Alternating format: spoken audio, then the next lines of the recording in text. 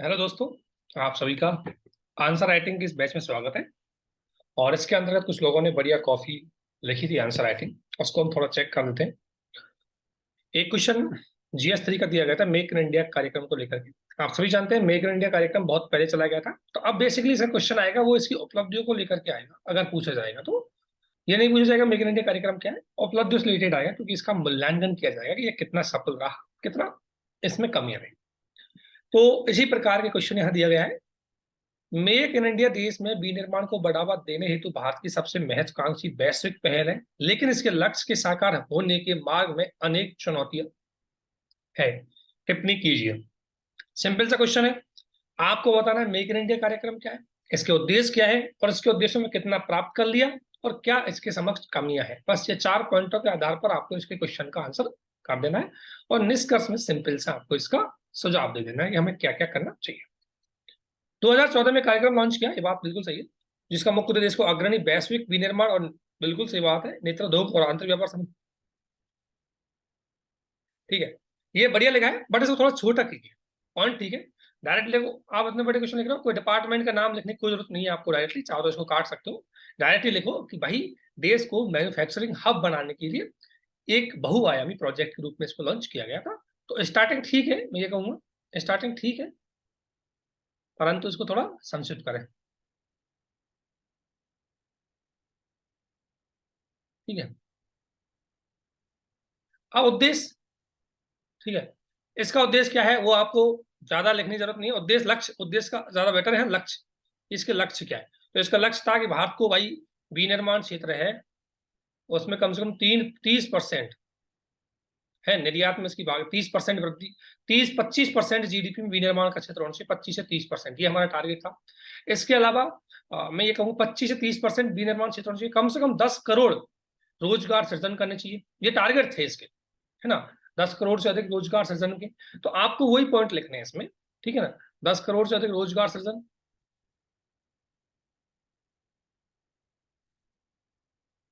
ठीक है ना, इसके अलावा विनिर्माण हब। ठीक है ना, तो ये इसके उद्देश्य थे। नवाचार, FDI को आकर्षित करना, ये इसका उद्देश्य है। तो वही आपने लिखा है बिल्कुल, ये पॉइंट ठीक है, ये पॉइंट ठीक है। जीडीपी में हिस्सेदारी बढ़ाना, जीडीपी में हिस्सेदारी बढ़ाना, ये ठीक पॉइंट है, ये भी ठीक है। पॉइंट अच्छे लिखे, ये इसके लक्ष्य, इनको लक्ष्य लिखो, उद्देश्य बेटर लक्ष्य। हाँ ठीक है, ये पॉइंट ठीक लिखे हैं आपने, अच्छा है। अब ये लिखने के बाद अगला आपको होना चाहिए, ये इसकी प्रोसीजर थी, इसको आपको थोड़ा संक्षिप्त करना है। ठीक है ना, 4 इसकी जो प्रोसीजर थी इनको थोड़ा संक्षिप्त कर सकते हो। ठीक है, ये हो गया। ठीक है, अब देखो, अब यहां ध्यान आपको बताना है कि इसकी उपलब्धियां बताओ थोड़ी सी, क्योंकि अब इसको 10 7 8 साल हो गए, तो उपलब्धियां बताओ। उपलब्धि ये है कि FDI में लगभग हम 85 बिलियन डॉलर प्राप्त होने लग गए। 85 85 बिलियन डॉलर, यानी कि टॉप 10 कंट्रियों में आ गए हम FDI के लिए में। इसके अलावा ईज ऑफ डूइंग बिजनेस में हमारा इंप्रूवमेंट हुआ है, हम 63 रैंक पे आ गए। इसी प्रकार से रोजगार भी बढ़ाया इसने, जीडीपी में हिस्सेदारी बढ़ी है, निर्यात बढ़ा है भारत का। ठीक है ना, तो उस वो आपको आंकड़े दिखाने, जिससे दिखाना है कि मेक इन इंडिया कार्यक्रम काफी हद तक काफी लक्ष्यों को प्राप्त करने में सफल भी रहा है, लेकिन अभी भी पूरे लक्ष्यों को प्राप्त करने, तो यहाँ इसकी उपलब्धियां बताओ। ठीक है, तो यहाँ आपको इसकी उपलब्धियां बतानी है। ठीक है, इसके बाद ये जो नई सोच है इनको थोड़ा समझ लेगा। उपलब्धि बताने के बाद आपको चुनौतियां, चुनौती में पॉइंट ठीक है, चुनौती में, चुनौती में ये ठीक है, घरेलू चुनौती लिखिए। अब देखो चुनौती, आप ध्यान रखना, अब उपलब्धियों को बताओ फिर चुनौतियों को बताओ, और चुनौतियों को ऐसा नहीं कि आप चुनौती ही बताने लग गए। ठीक है ना, कुछ आपको सजेशन भी बताने चाहिए। ठीक है, यहाँ सजेशन बताए आपने, ये ठीक है, लेकिन आप अच्छे पॉइंट है, पॉइंट में मैं कोई कमी नहीं बता रहा। ठीक है ना, अब देखो ये लिखा है पड़ोसियों देशों के सामंजस्य, इसको देखो थोड़ा संक्षिप्त करो, ये कहानी की तरह नहीं लिखा है, इसको टू द पॉइंट संक्षिप्त करो, है ना। ये पॉइंट अच्छे हैं, देखो ध्यान रखना, निष्कर्ष में हमेशा इसका निष्कर्ष है उसको लिखना है कि मेक इन इंडिया कार्यक्रम, मेक इन इंडिया कार्यक्रम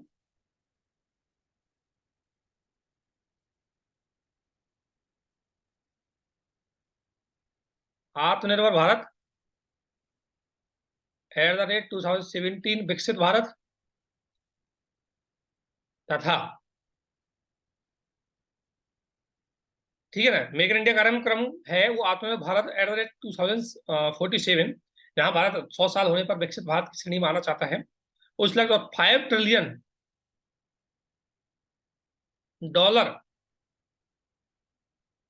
अर्थव्यवस्था बनने हेतु मेक इन इंडिया को make in assemble assembling in India करना है। इसको क्या करना है? Assembling in India. हमें असेंबलिंग का भी काम करना चाहिए।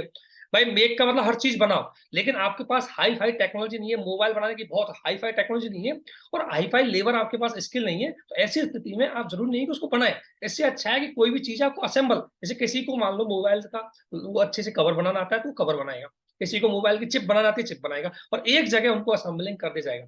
चाइना का मॉडल मेड इन चाइना के साथ साथ असेंबलिंग इन चाइना के रूप में भी आगे बढ़ा, इसलिए चाइना मैन्युफैक्चरिंग सेक्टर में बहुत तेज गति से वृद्धि किया। तो मेक इन इंडिया को असेंबल इन इंडिया के साथ जोड़ा जाना चाहिए। ये हमने जोड़ दिया भी है, उस पर फोकस। ये इसका निष्कर्ष। एक्चुअली में आपने लिखा सही है, थोड़ा सा सजेशन में पॉइंट बाय दो, हमेशा मुद्दे वाइज सॉल्व करो। स्किल डेवलपमेंट को कैसे बढ़ाना है, एम्प्लॉयमेंट कैसे बढ़ाया जाए, निवेश कैसे बढ़ाया जाए, उन पॉइंटों को। और समस्या बता रहे हो, चुनौतियां बता रहे हो, तो बताओ घरेलू लेवल पे क्या चुनौती है, तो थोड़ा सा इसको सिस्टमेटिकली करो। तो देखो प्रस्तुतिकरण है, प्रस्तुतिकरण अच्छा है ना, विषय वस्तु भी अच्छी है, ठीक है ना, लेकिन मैं कहूंगा व्यवस्थित तरीके से प्रस्तुत करें और मुद्दे वाइज, और थोड़ा संक्षिप्त पे ध्यान दें, ठीक है। बाकी इसको मैं 10 नंबर का मान के नंबर दे रहा हूँ, ठीक है, बाकी ठीक है। अगला क्वेश्चन देख लेते हैं।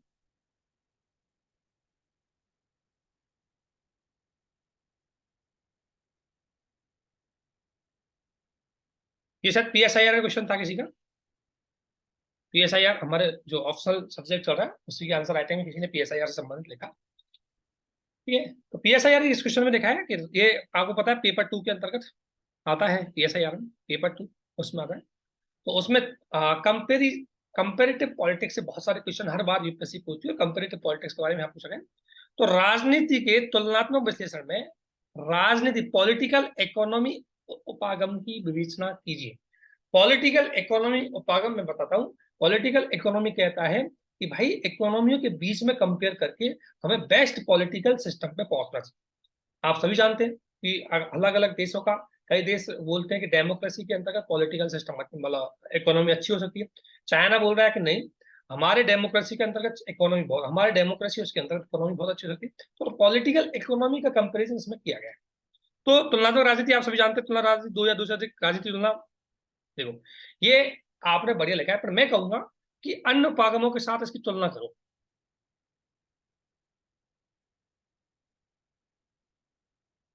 तुलना करके स्टार्ट कर सकते हैं,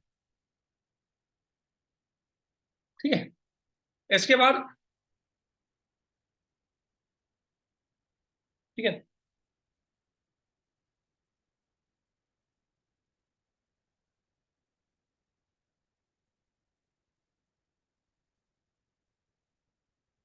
देखो एक चीज आपको ध्यान रखना, आपका कंटेंट के पॉइंट अच्छे, ध्यान रखना मुद्दे वाले लिखो कि भाई ये उपागम है, तो पॉलिटिकल उपागम के मेन मुद्दे, तो ये गृह प्रबंधन की बात करता है, बिल्कुल सही बात है, गृह अर्थव्यवस्था की बात करता है, ये सही बात है, लेकिन इनको प्रस्तुत करो पैराग्राफ बाई।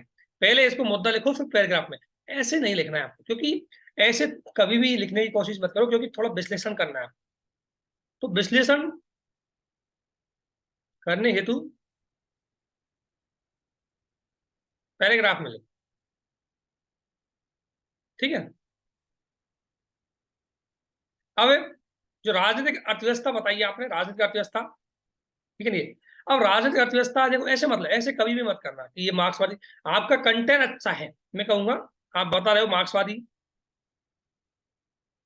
वैसे वस्तु अच्छी है परंतु प्रस्तुतिकरण को सुधारो।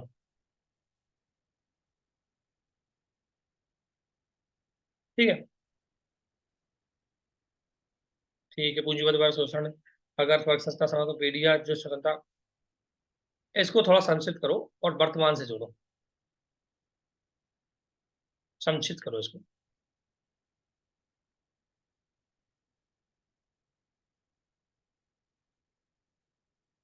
ठीक है, अब इसमें ये लिखने की जरूरत नहीं है आपको, ये मत लिखा करो, ठीक है। अब इसमें देखो सबसे बड़ी बात, आप पहले विश्लेषण करो, पहले स्टार्टिंग में अन्य कंपैरिजन है, अन्य अन्य जो आपको पता है अन्य जो वस्तुओं के साथ हम इसकी तुलना करते हैं पॉलिटिकल की, तो पॉलिटिकल इकोनॉमी की कंपैरिजन के अन्य चीजों के साथ तुलना करते हो इसकी स्टार्टिंग की। स्टार्टिंग करने के बाद पॉलिटिकल इकोनॉमी क्या क्या बात करती है, उसका भी आपको मुद्दे बताने हैं कि मेन मुद्दे पे क्या करती है, राज्य के साथ क्या संबंध है, राज्य की अर्थव्यवस्था क्या संबंध है, और इकोनॉमी और पॉलिटिक्स कैसे जुड़ी हुई है एक दूसरे के। ठीक है ना, और बिल्कुल जुड़ी हुई है, इकोनॉमी और पॉलिटी एक दूसरे से जुड़ी हुई है, क्योंकि आप सभी जानते हैं कि इकोनॉमी पॉलिटी को इफेक्ट करती है, पॉलिटी इकोनॉमी को इफेक्ट करती है। तो वो व्यवहारिक एग्जांपल भी आपको देना है। जैसे अगर मैं बात बोलूं कि भाई भारत में 1991 में जो हमने अर्थव्यवस्था की स्थिति थी, उस अर्थव्यवस्था ने भारतीय राजनीति को प्रभावित किया, क्योंकि भारतीय राजनीति में निजीकरण और वैश्वीकरण है, इनका भाग बढ़ा। ठीक इसी प्रकार से अगर मैं कहूं कि भाई अभी आर्थिक नीति कैसे इकोनॉमी प्रभावित करती है, इस एग्जाम्पल 1991 का आप वो देख सकते हो। दूसरा एग्जाम्पल है कि किस तरीके से राजनीति अर्थव्यवस्था को इफेक्ट करती है। तो चाइना और यूएसए में अभी शक्ति सर्वोच्चता का प्रतिद्वंद चल रही है, और जिसका प्रभाव व्यापार युद्ध के रूप में देखा जाता है। तो ऐसे एग्जाम्पल थोड़े से आपको व्यवहारिक एग्जाम्पल और देने की कोशिश करें।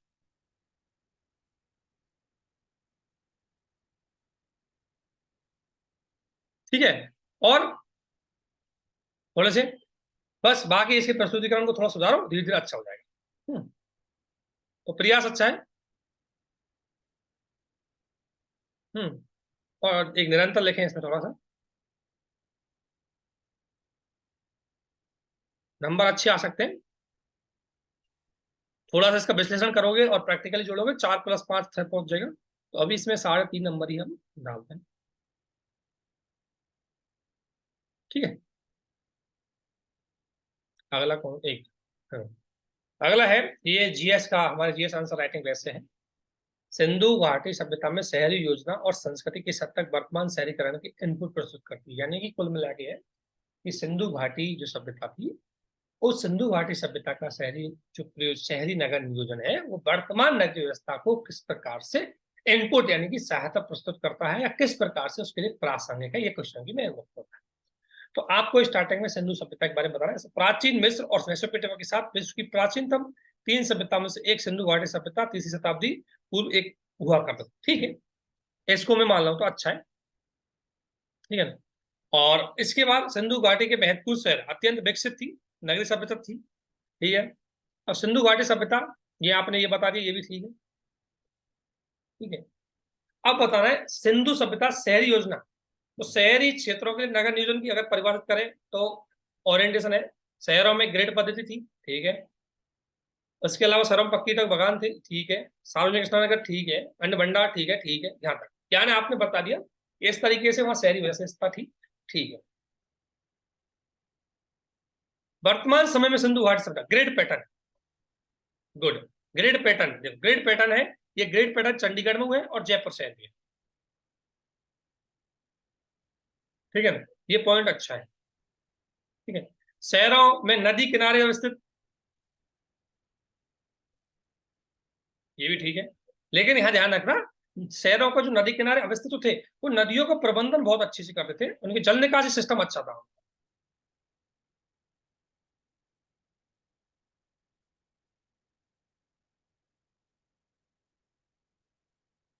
ठीक है, बाकी ये आपने ठीक लगा। भंडारण क्षमता,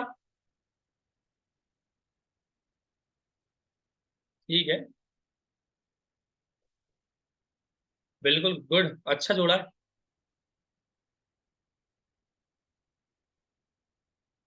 ये भी अच्छा जोड़ा है, मतलब आप शहरी प्रबंधन को काफी हद तक जोड़ रहे हो। अब इसमें काफी चीज जोड़ी है आपने। जल संकट, बिल्कुल गुड।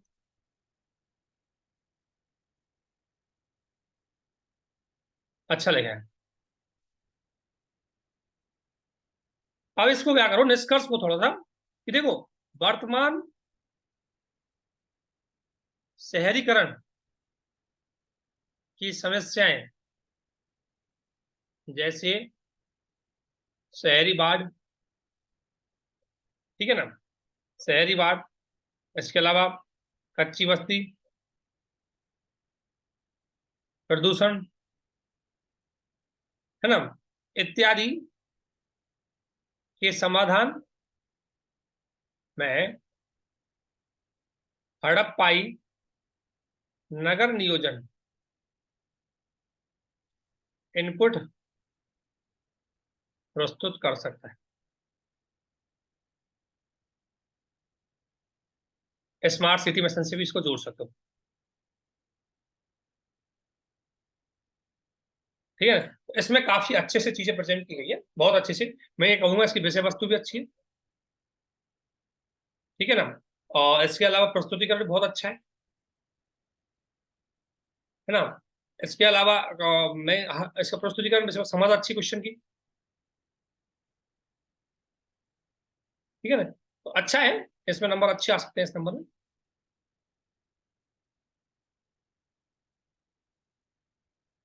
इसके बाद किसी ने एक और क्वेश्चन अपने से ही लिखा था किसी ने, कि हम भारत के लोग वाक्यांश जन संप्रभुता के विचार को महामंडित के साथ शासन व्यवस्था के लक्ष्य को निर्धारित करता है। यानी कि वाक्यांश दिया, आपको पता है, मैं प्रस्तावना में लिखा है हम भारत के लोग, that is the power of public, है ना, कि भाई ये पब्लिक की क्या पावर है, भारतीय संविधान के अंतर्गत जनता की क्या पावर है। तो be the people of India, यानी be the people of India मतलब है कि जो संविधान, जो हम भारत के लोग, यानी कि हमारी शक्ति का स्रोत बताते हैं कि शक्ति का स्रोत कहाँ से आते हैं। वाक्यांश जन संप्रभुता के विचार को महामंडित करता है, बिल्कुल करेक्ट बात है ना। लक्ष्य को निर्धारित करता है, महामंड, दो अर्थ है इसके। एक तो ये शासन व्यवस्था को बताएगा, शासन व्यवस्था लोकतंत्र की। दूसरी, ये जन संप्रभुता जनता की पावर को बताएगा, ठीक है। जो वैश्वीकरण के दौर में अव्यवहारिक प्रतीत, ये कह रहा है कि वैश्वीकरण के दौर में ये अव्यवहारिक प्रतीत हो रहा है, यानी कि ये चीज व्यवहारिक नहीं है, क्योंकि वर्तमान समय में अगर कही जाए तो वर्तमान समय में टेक्नोलॉजी बढ़ रही है, टेक्नोलॉजी की पावर ज्यादा हो रही है मानव से ज्यादा, ठीक है ना। ह्यूमन इंटरफेरेंस सीमित हो रहा है, प्राइवेसी उसकी घटती जा रही है। तो ऐसी स्थिति में मानवीय जन संप्रभुता सीमित हो जाती है। उसी को लेकर के इसने पूछा, तो आपको इसका रिव्यू करना है, ठीक है ना। अतः जनता शक्ति नहीं था, ये ठीक है, ठीक है, ठीक। देखो, एक कभी भी आप जब ऐसे कुछ भी लिखो, हमेशा सबसे पहले स्टार्टिंग में इसमें क्या करूं, स्टार्टिंग में भारतीय लोकतंत्र से जोड़ो। भारतीय लोकतंत्र में संविधान जन संप्रभुता की अभिव्यक्ति करता है, जो प्रस्तावना में निहित है,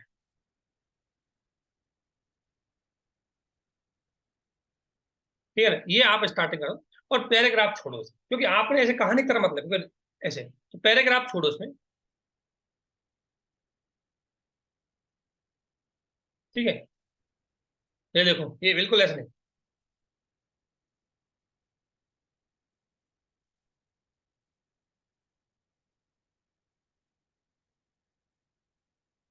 ये पॉइंट इसने सही लिखे, ये पॉइंट सही लिखे, ठीक है। अब मैं बताता हूँ इस उत्तर में कैसे है। इस उत्तर का फॉर्मेटिंग सिंपल से था, देखो इंट्रो क्या लिखना है आपको। इंट्रो में डायरेक्ट हम भारत के लोग, इसको समझाना है, जो आपने समझाई है ना। मेन बॉडी में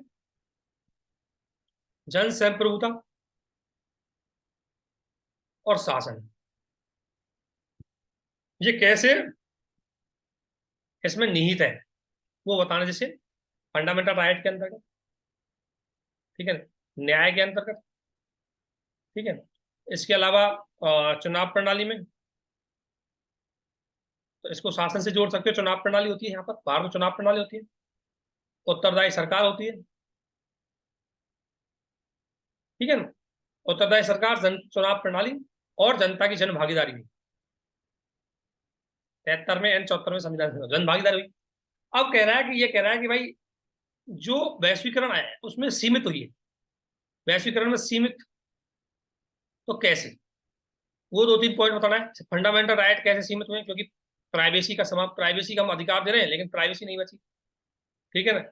मीडिया की भागीदारी ज्यादा होगी, आर्थिक मामले ज्यादा चल गए, आर्थिक महत्व ज्यादा हो गया, क्रोनी कैपिटलिज्म की जो बात करते हैं वो उस तरीके से, ठीक है ना, वो बता रहा है।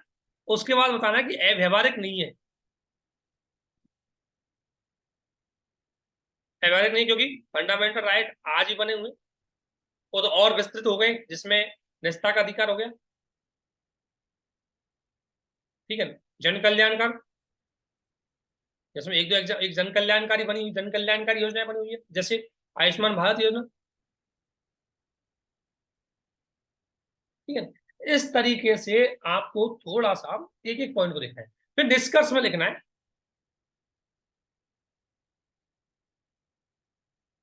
निष्कर्ष में सिंपल लिखना है कि भारतीय लोकतंत्र में जनता सर्वोच्च है, और भूमंडलीकरण के दौर में ये बात सही है कि जो शासन है वो थोड़ा उदारवादी हुआ, परंतु उसमें जनता की शक्ति ही ज्यादा बढ़ी क्योंकि शासन व्यक्ति केंद्रित हो गया, ठीक है। वो आपको थोड़ा सा निष्कर्ष लिख देना है, तो अच्छा है, प्रयास अच्छा है, ठीक है ना। पैराग्राफ छोटे लिखे, ठीक है, निरंतर लिखे, ठीक है, अच्छा है। इसके अलावा एक क्वेश्चन और था, GS2 के सोशल इशू से संबंध था, कि भारत में स्वास्थ्य क्षेत्र कई समस्याओं का सामना कर रहा है, इस कथन के प्रकाश में भारत की स्वास्थ्य क्षेत्र की आने वाली चुनौतियों पर के पर चर्चा कीजिए। तो आपको देखो, ये बाहर स्वास्थ्य क्षेत्र में ये बात हो गई, ये स्वास्थ्य, देखो कभी भी ध्यान रखना, ये जो स्वास्थ्य क्षेत्र आप चीज लिख रहे हो ये नॉर्मल स्टेट पीसीएस, अगर आपको यूपीएससी के क्वेश्चन को एफिशिएंट बनाना है तो नॉर्मली कोई रिपोर्ट स्टार्ट करो, रिपोर्ट से। वैश्विक स्वास्थ्य सूचक, एक एग्जांपल मैं देता हूँ, वैश्विक स्वास्थ्य सूचकांक में भारत की रैंकिंग 62 है, जो संतोषजनक नहीं है, ठीक है। एक सिंपल सा, इससे आप ये दिखाना चाहोगे कि भाई हमारे यहाँ स्वास्थ्य की समस्याएं बनी है ना। अजू इसको ध्यान रखना, एक तो इससे स्टार्ट कर सकते हो, या एक आप SDG 5 जो स्वास्थ्य की बात करता है, तो सार्वभौमिक स्वास्थ्य की बात करता है, उससे संबंधित भी आप कर सकते हो। SDG 5 4 थोड़ा देख लेने के बाद जो आपके स्वास्थ्य संबंधित बात करता है उससे संबंधित, तो वो उससे आप SDG सतत विकास लक्ष्यों से भी इसको जोड़ के स्टार्ट कर सकते हो, ठीक है। फिर आपको दिखाना है भारत की स्थिति, ठीक है। ये आपने स्टार्ट की समस्या, अब समस्या दिखानी, तो समस्या में एक स्वास्थ्य अवसंरचना आ गई, एक डॉक्टरों की चीजें आ गई, एक डिजिटल चीजें आएंगी, एक ग्रामीण क्षेत्रों में स्वास्थ्य सुविधाएं आ गई, ठीक है ना। ये आपको दो चार, और एक आध व्यवहारिक केस स्टडी भी आपको दे देंगे, ठीक है।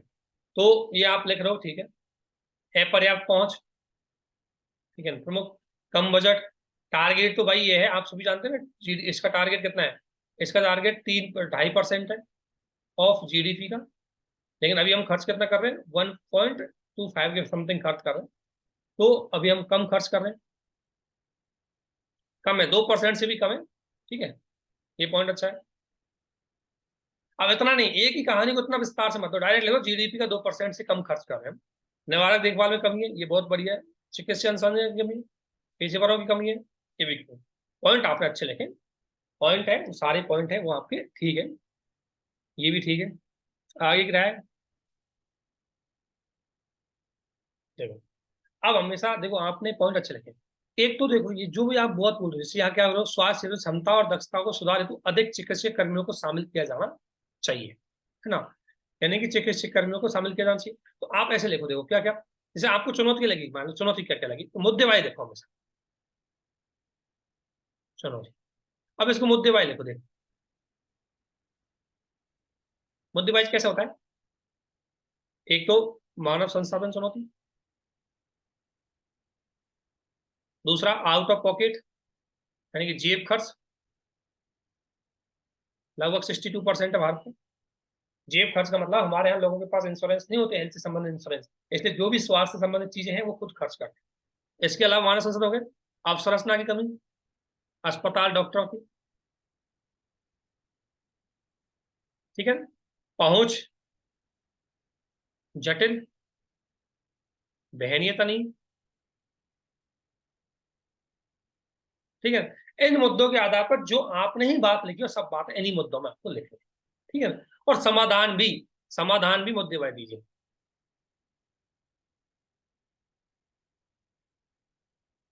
बस इसी प्रकार मानव संसाधन यानी स्किल डेवलपमेंट किया जाए, नए आईआईटी नए एम्स खुले जाए, ठीक है ना, वैश्विक लेवल के उनको शिक्षण प्रशिक्षण प्रोवाइड करवाया जाए। इसके अलावा अगर मैं कहूँ तो प्राथमिक स्वास्थ्य जो आंगनबाड़ी सेंटर है, प्राथमिक चिकित्सा सेंटर है, उनको ज्यादा मजबूत किया जाए, तो वो समाधान आपको मुद्दे वाइज बताना है, ठीक है।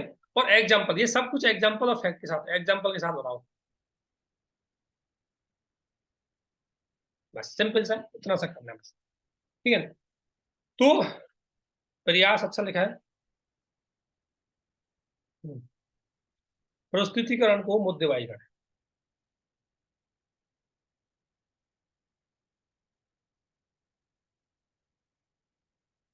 हम्म निरंतर लिखें, ठीक है, अच्छा, ठीक है। इसके अलावा एक लास्ट में बचा हुआ केस स्टडी थी किसी की, सूखा से संबंधित एक केस स्टडी थी, भाई किसी क्षेत्र में सूखा पड़ा हुआ है, वहां पर लाभार्थियों के लिए विभिन्न प्रकार की सरकार के द्वारा सुविधाएं प्रोवाइड करवाई गई, लेकिन वहां के स्थानीय लोग और स्थानीय नेता उसमें मिले हुए हैं, जिसकी वजह से वहां पर भ्रष्टाचार बना हुआ है और वास्तविक लाभार्थियों तक जो बेनिफिशियरियों को जो चीजें प्रोवाइड करवाई जा रही है वो उनको उपलब्ध नहीं हो पा रही।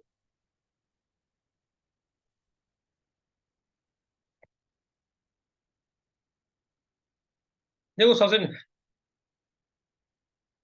एक तो शुद्धिकरण जरूर ध्यान दो, सिंपल शब्दों को अशुद्ध मत कीजिए, ठीक है।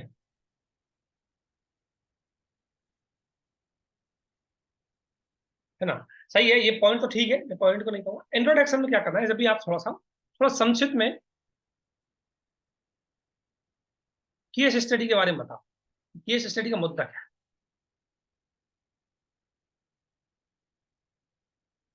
ठीक है।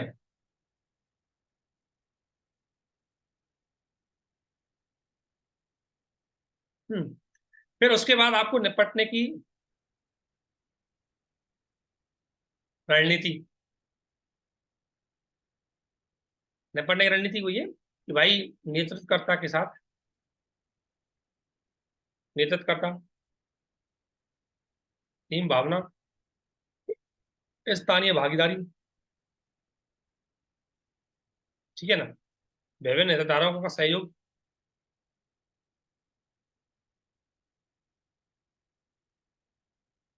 है ना, ये रणनीतियां हैं। इनको साथ लेकर के आप इसका समाधान करेंगे, ठीक है ना, सहयोग के माध्यम से इसका समाधान करेंगे,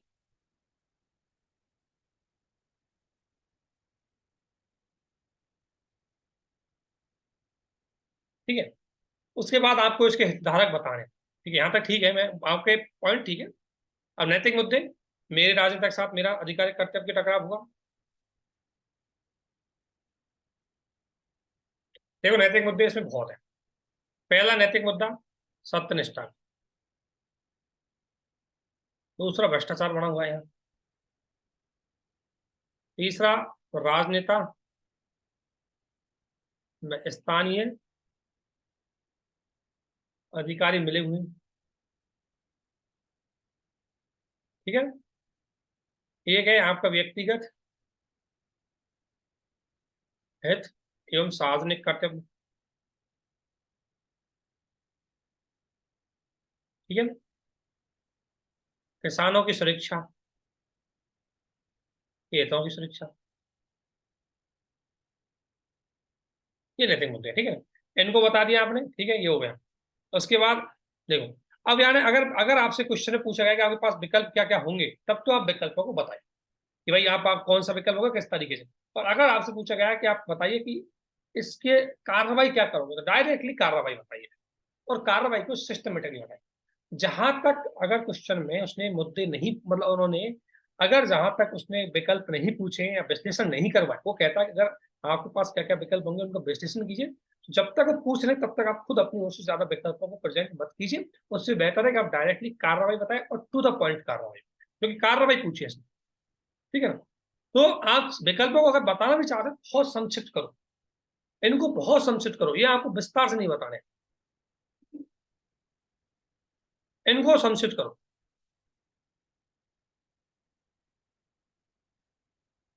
ठीक है ना। अब आप अगर विकल्प, तो आपकी कार्रवाई, ये आपकी कार्रवाई है,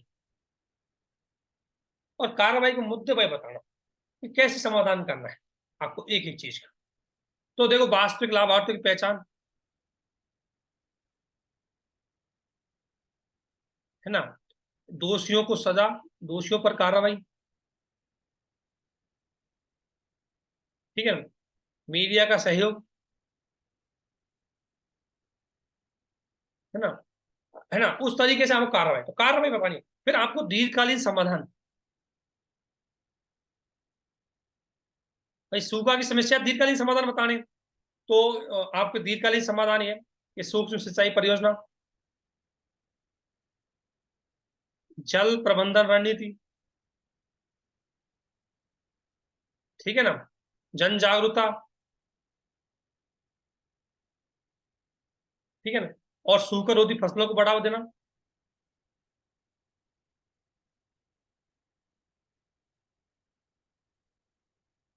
ठीक है। दीर्घकालीन रणनीति आपको और बतानी है। फिर निष्कर्ष में,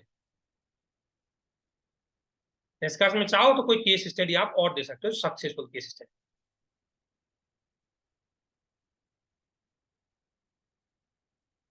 और सक्सेसफुल केस स्टडी आप आराम से देख सकते हो, जैसे एक केस स्टडी मणिपुर को लेकर के है।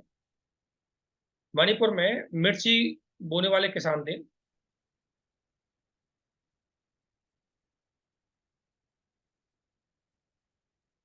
उनकी आय को 10 गुना कर दिया था।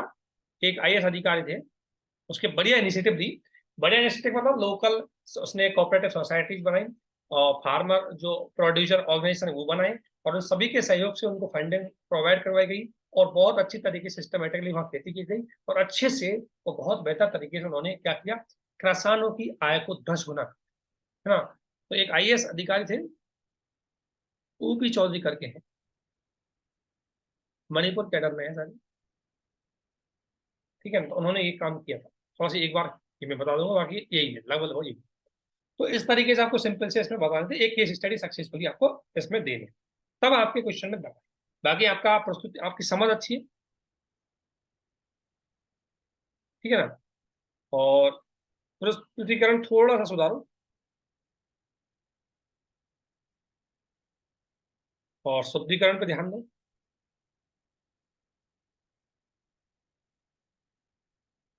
ठीक है ना, और निरंतर,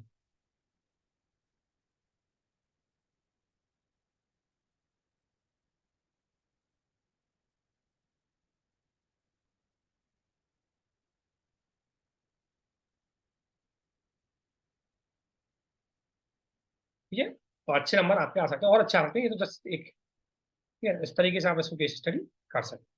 जब तक आपसे विकल्प नहीं पूछे जाए तब तक विकल्पों को नहीं देना। तो आज इतना ही, आप सभी को हमारे साथ बने रहने के लिए बहुत बहुत थैंक यू।